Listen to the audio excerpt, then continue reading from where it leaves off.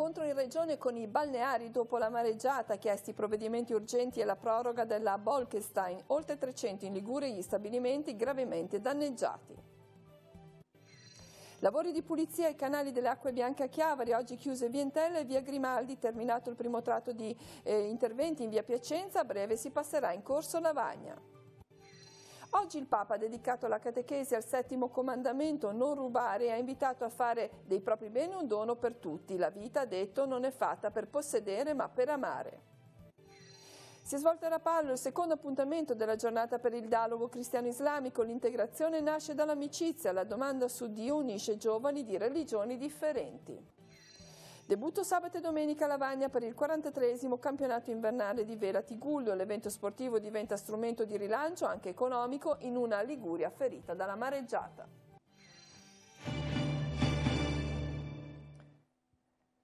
Buongiorno a tutti, ben arrivati al TG13. Apriamo anche quest'oggi occupandoci della conta dei danni conseguenti all'ondata di maltempo che ha imperversato sulla Liguria. Centinaia di stabilimenti balneari hanno avuto gravi danni per la mareggiata della settimana scorsa.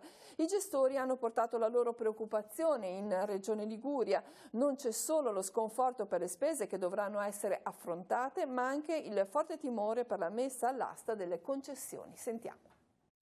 Sono oltre 300 gli stabilimenti balneari liguri danneggiati. La mareggiata della scorsa settimana ha colpito le strutture e di riflesso l'intero sistema turistico. È il primo parziale bilancio emerso nell'incontro tra gli operatori del settore e l'assessore regionale al demanio Marco Scajola. I balneari hanno chiesto provvedimenti urgenti in sede nazionale e la proroga della Bolkestein, che portando a solo 2 anni l'orizzonte delle concessioni rende di fatto impossibile il rientro degli investimenti per la ricostruzione degli stabilimenti distrutti.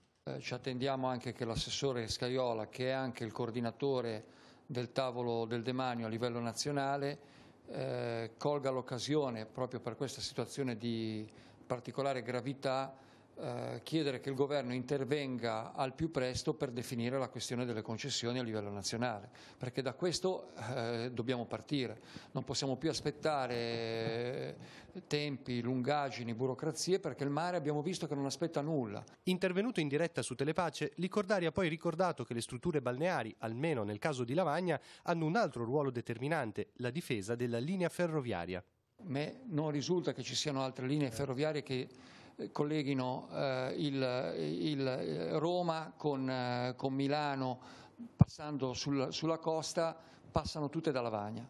Se si interrompe questa linea c'è un danno di natura economica che non immaginiamo neanche. La mia struttura balneare, ad esempio, è stata a difesa della linea ferroviaria. La Regione ha assicurato che spingerà nei confronti del governo per l'uscita dell'Italia dalla direttiva europea. Scajola si è anche impegnato a snellire la burocrazia per velocizzare le procedure, mentre l'assessore allo sviluppo economico, Andrea Benveduti, ha annunciato l'imminente attivazione di un numero verde per contatti e richieste e ha ipotizzato una linea di sostegno analoga a quella già fatta per le aziende danneggiate dal crollo del Ponte Morandi. Portofino esce piano piano dal suo isolamento, giorno per giorno, passo dopo passo, trova la sua normalità. Con grande piacere sono stati accolti in piazzetta alcuni turisti che da Santa Margherita Ligure hanno voluto raggiungere il borgo marinaro a bordo di un battello straordinario. L'imbarcazione, dopo aver portato i portofinesi e gli addetti ai lavori, ha effettuato un giro extra per accompagnare un gruppetto di visitatori. I turisti hanno potuto ammirare il centro del paese, il molo, il faro, prima di salire sino a San Giorgio e Castello Brown, accompagnati da una guida. Un itinerario interessante e piacevole, coronato da un selfie di gruppo con sullo sfondo la calata a porto, le caratteristiche abitazioni colorate e la chiesa del Divo Martino. E proprio nella chiesa parrocchiale di San Martino, domenica prossima alle 11 sarà celebrata la Santa Messa presieduta dal parroco Don Alessandro Giosso in occasione della festa del Santo Titolare. Il tempo di preparazione sarà domani e venerdì con la celebrazione della messa alle 16:30, sabato alle 16:30 il canto dei primi vespri. Sabato e domenica sarà possibile raggiungere il borgo con i battelli in partenza da Santa Margherita Ligure alle 9:30, alle 11:30, alle 14, alle 16. Il ritorno da Portofino sarà possibile alle 10, alle 12, alle 14:30 e alle 16:30.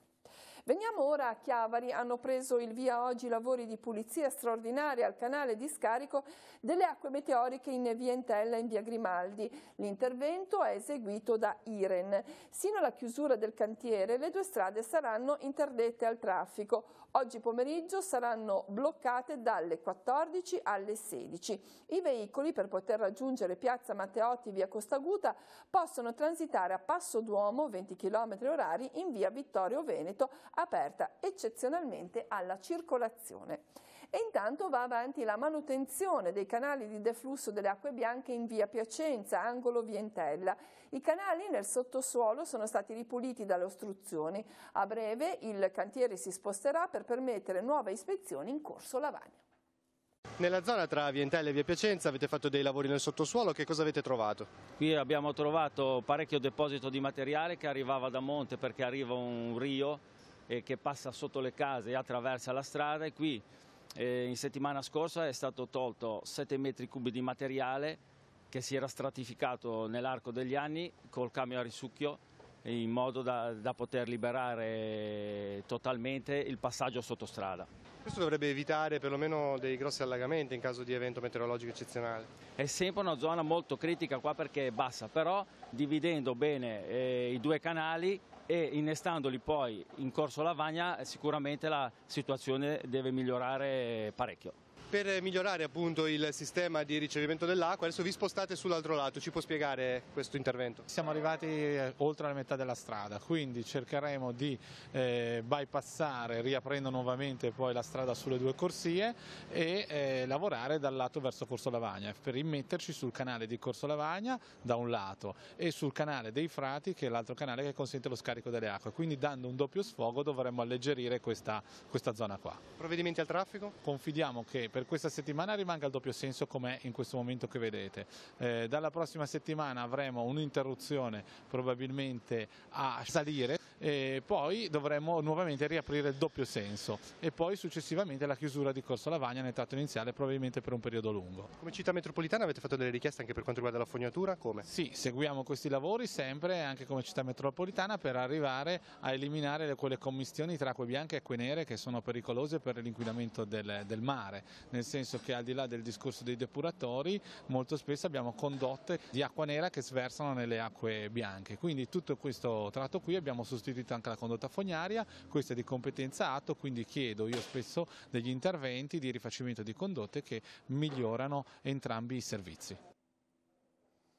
Rimaniamo in tema di traffico cittadino, ci spostiamo però su Genova, dove a breve potrà essere riaperta al traffico veicolare Corso Perrone, via che si trova nella zona rossa lato ponente. La commissione tecnica ha dato il benestare dopo un attento monitoraggio sulle pile sovrastanti la strada del troncone ponente del ponte Morandi. Per la riapertura saranno necessari alcuni lavori di messa in sicurezza, una boccata d'ossigeno per le attività produttive della zona che potranno tornare all'operatività, tenendo conto però delle regole sulla sicurezza e di prevedere piani efficaci per eventuali evacuazioni. Ora la pagina ecclesiale con l'udienza generale tenuta questa mattina da Papa Francesco. La ricchezza è nelle mani di pochi oggi, mentre la povertà è per tanti. È la considerazione su cui si è soffermato il pontefice durante l'udienza dedicata al settimo comandamento: non rubare.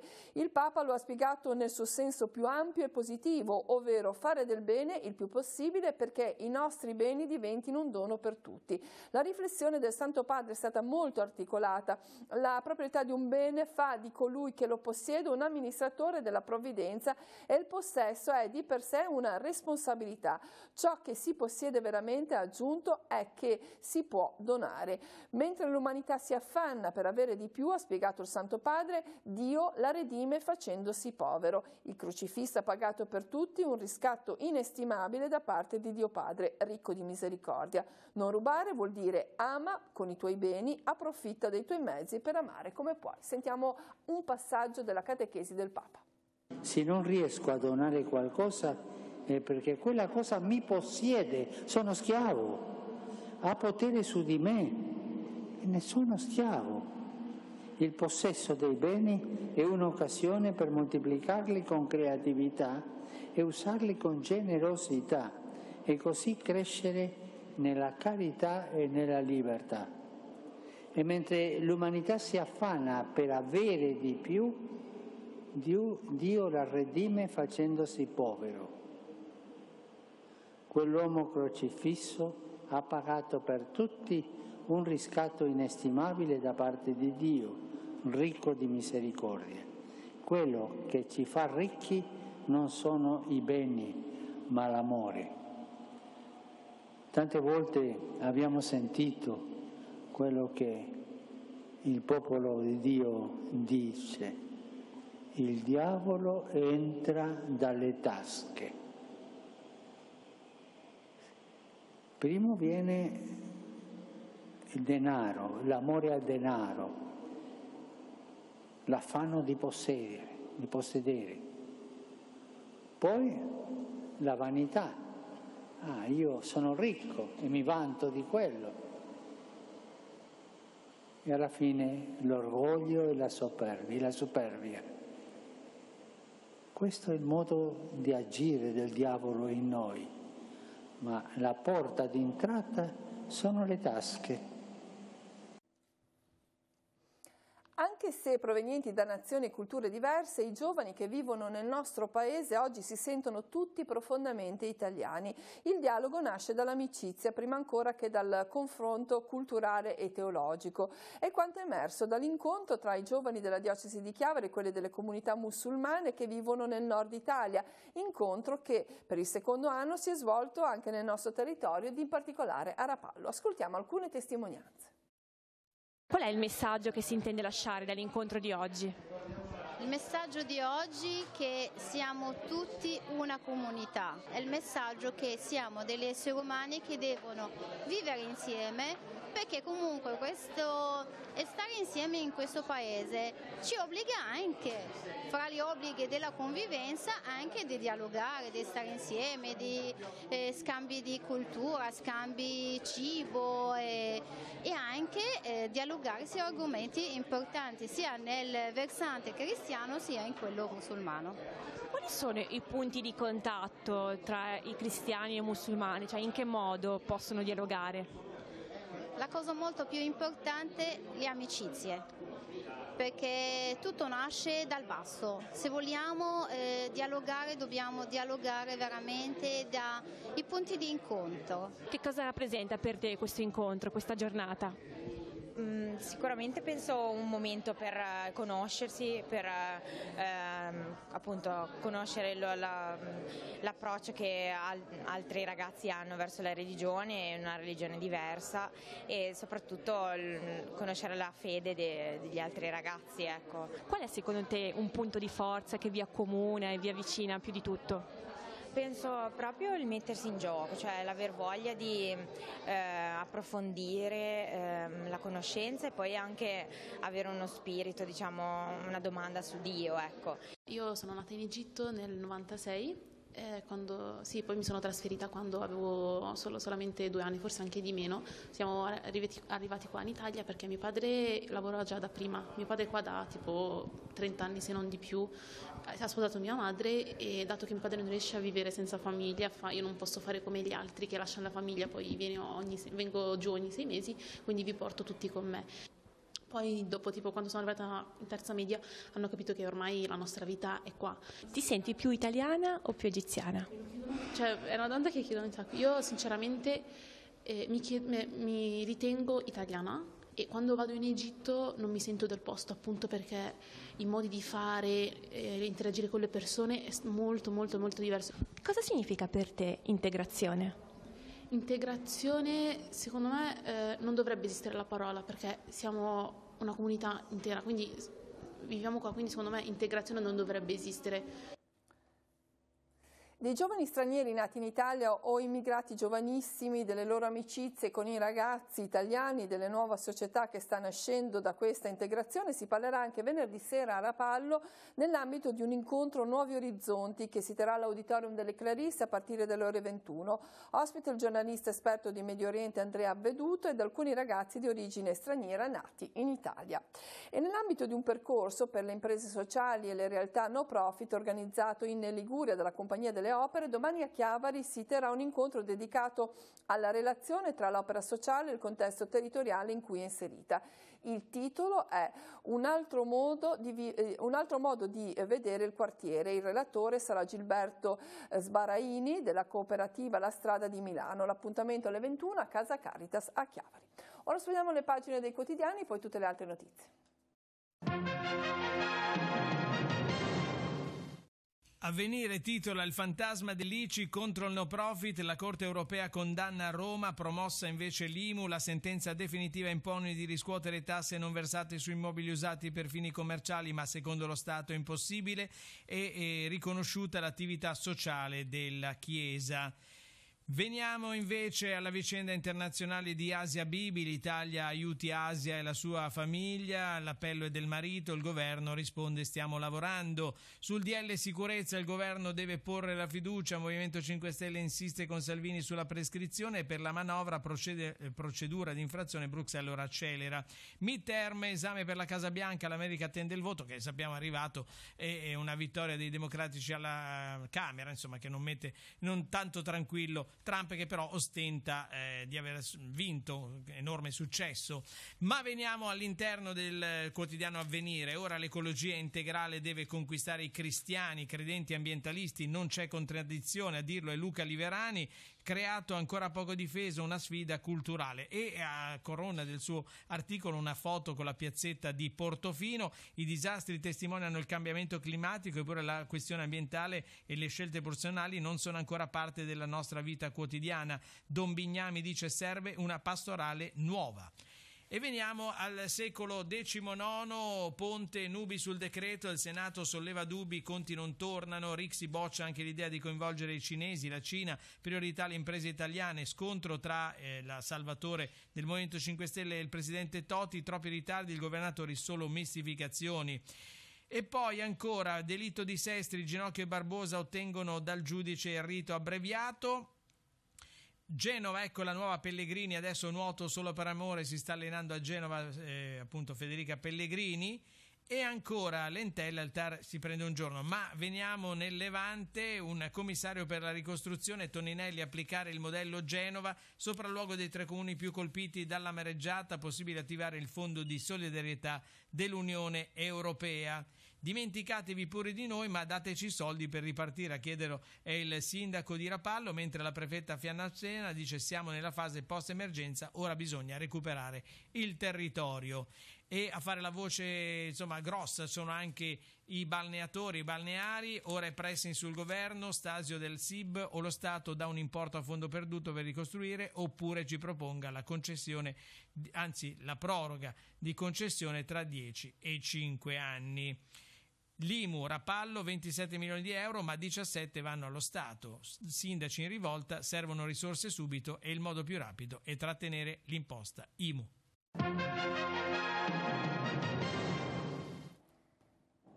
Andiamo sul nostro sito perché a Sestri Levanti è arrivato un riconoscimento, il Comune ha ottenuto il riconoscimento di città che elegge per aver svolto con continuità attività di promozione della lettura. Tra le caratteristiche necessarie per ottenere questo status, la presenza di biblioteche e libreria, l'organizzazione di eventi e attività a tema, la realizzazione di fiere ed eventi.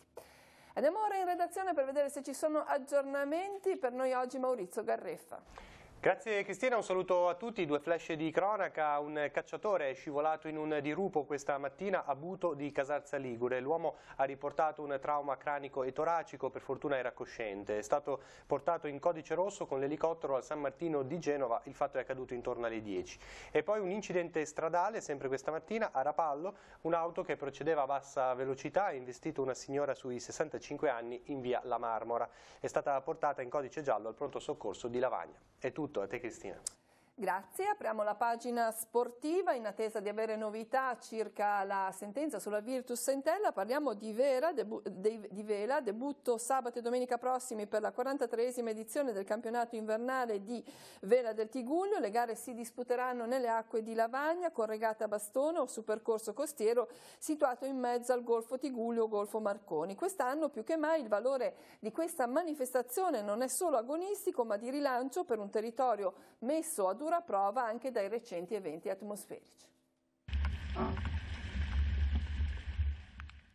Il mare del Tigullio torna a fare notizia, questa volta però in tono positivo. Nonostante le avversità meteorologiche dei giorni scorsi, il Comitato Circoli Velici del Tigullio è riuscito a organizzare la 43esima edizione del campionato invernale Golfo del Tigullio. Noi siamo pronti per partire, abbiamo già raggiunto un numero notevolissimo di iscritti, le 50 barche, contiamo ancora di metterle assieme.